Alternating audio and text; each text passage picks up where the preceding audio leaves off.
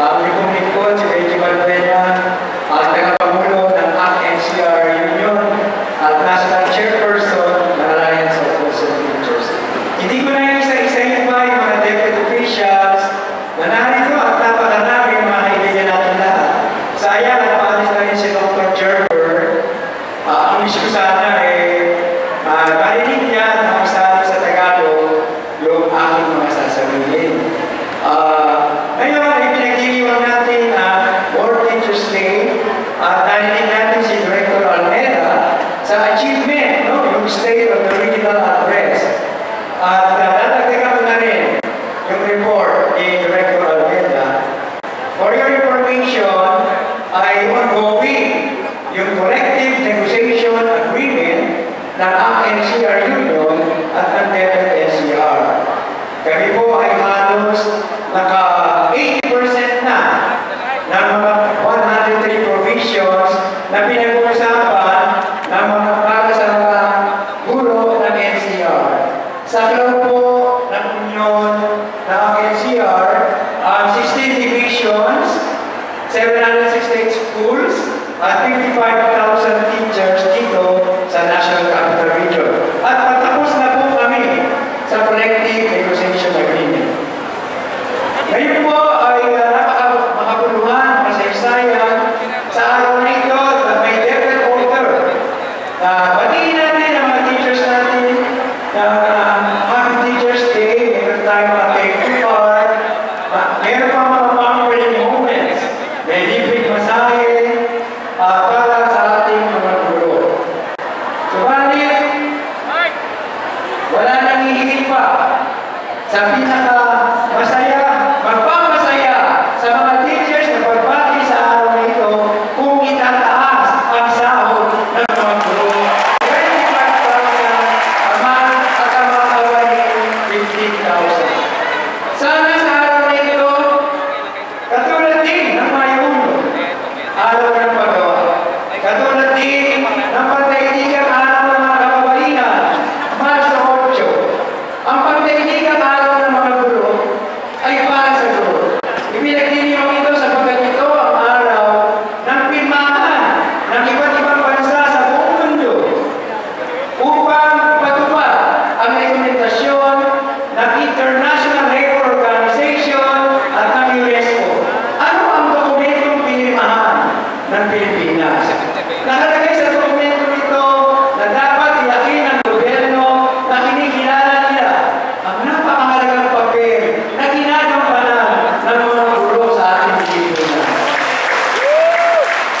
Nakapirma ang Pilipinas dyan na dapat ay bigyan ng disenteng pamumuhay at marangal na sahod ang mga guro ng bayan. Kung bibigyan natin ng sulya ang kasalukuyang edukasyon, mapapasalamat ng ating budget sa Kongreso at ito ay 321 billion sa kabuuang 2.6 trillion ng ating pambansang budget. Kwentahin niyo po, yung 321 billion na yan, ng 2.6 trillion, yan ay 11.5% lamang ng ating kabuuang budget ng bansa. Maliit ito, sapagkat ang contribution nito sa gross domestic product ay only 1.9%. Mahirap magturo. Grade 1, grade 2, grade 3, nagmumula na. Grade 4, grade 5, grade 6, may kulay ang buhok. Mahirap magturo. Kung ang mga estudyante mo lahat ay mayroong iPhone, may iPad, naglalaro ng Dota, ng Diablo, ng Crossfire, mahirap magturo. Mahirap magturo kung ang mga bata ay nagsisiksikan sa loob ng maliit na silid-aralan. Mahirap magturo kung kakalampot ang budget ng edukasyon.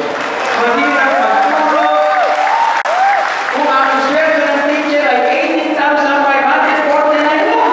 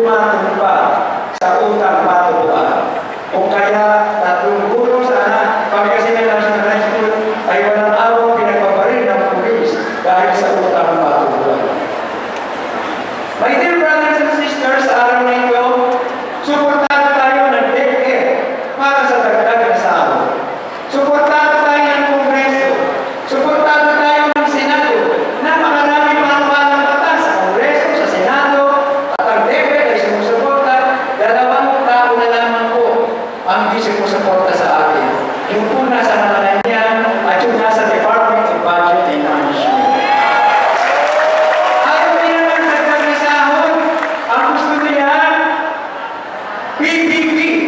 Ang gusto nila, RPMS. Alam niyo ba ang RPMS? Regulasyon, panghirap kay Mama Quezon. Wala na tayong dagdag na sahod, may dagdag pa ng trabaho. Meron RPMS, PLS. Mga kapatid, kahit na ano po ang gawin ng gobyerno, kahit na RP, 8-12, RPMS, yan po ay walang saysay. Kung hindi pagkukunan ng panahon, ang class size, teaching materials, at higit sa lahat, quality pay for teachers to achieve quality education. Kaya, kapag natapos, magsasyatok tayo, asang kanang upgrade, kanang kamay, kaliwang kamay, upgrade. Upgrade, upgrade, teacher salaries now. Okay na kayo? Already? Upgrade, upgrade, teacher salaries now. Upgrade, upgrade, teacher salaries now. Maraming salamat. Ayun nga pala,